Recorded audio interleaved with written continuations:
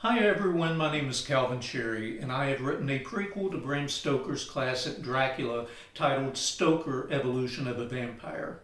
So in this video blog, I want to touch on a very important component of writing, and that's the beginning. And the beginning should be an outline, a very broad plot outline. So over the past couple of years of doing book signings, that's a question that I get asked all the time.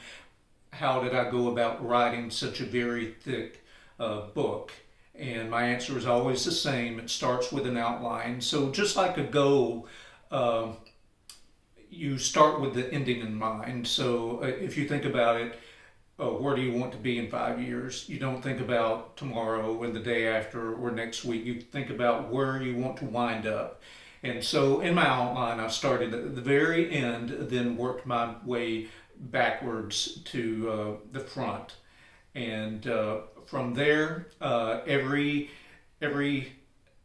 chapter I would revisit the outline, and very quickly the very broad plot outline turned into chapter outlines.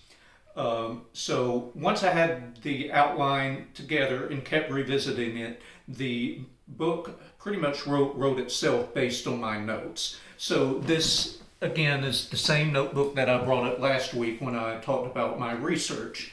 And not only with my research notes, the very beginning contains my outline, and you're actually looking at the chapter outline for chapter 31.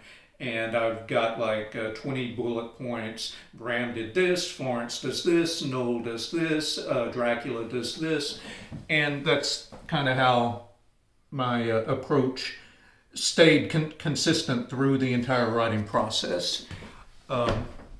Something else I would like to bring out is that each chapter started with a quote from Dracula, and the way that I would approach that, once I had the chapter outline ready, I would look over it and I would look for a main component or theme. I would take that theme, translate it into a quote from Dracula, and that would be the start of that chapter right underneath the chapter title.